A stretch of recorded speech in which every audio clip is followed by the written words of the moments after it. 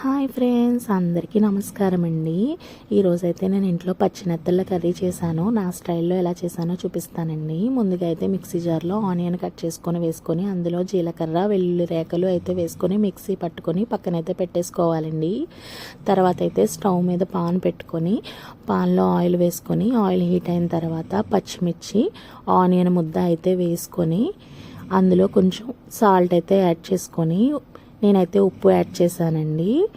Add చేసుకున్న తర్వాత బాగా కలర్ వచ్చేంత వరకు ఫ్రై చేసుకొని మూత పెట్టుకొని మధ్యలో తీసుకొని ఫ్రై చేసుకోవాలండి. ఇలా ఆయిల్ అంతా పైకి తేలేంత వరకు ఫ్రై చేసుకోవాలి. తర్వాత అందులో అల్లం వెల్లుల్లి పేస్ట్ వేసుకొని పచ్చివాసన పోయేంత వరకు వేయించుకోవాలండి.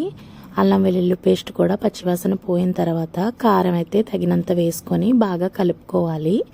కలుపుకున్న తర్వాత అందులోనే గ్రేవీకి తగ్గట్టు వాటర్ అయితే వేసుకొని కొంతసేపు మూత పెట్టి వాటర్ అయితే ఒక పొంగు రానిచ్చిన తర్వాత నేనైతే ఫిష్ అయితే కడుక్కొని పక్కన పెట్టుకున్నానండి శుభ్రంగా.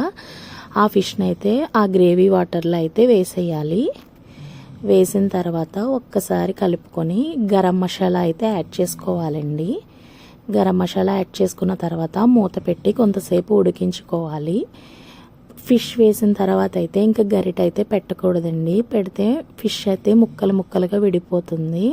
అందుకని క్లాత్ సహాయంతో పాన్ని పట్టుకొని అటు ఇటు కుతుపుకుంటూ ఉడికించుకోవాలండి. అంతే, కొంతసేపటికైతే ఫిష్ కర్రీ రెడీ అయిపోతుంది. దగ్గరికి అయిపోయిన తర్వాత కొత్తిమీర అయితే వేసుకొని స్టవ్ అయితే కట్టేసుకోవాలండి. అంతేనండి, టేస్టీ నెత్తళ్ళ కర్రీ అయితే రెడీ అయిపోతుంది.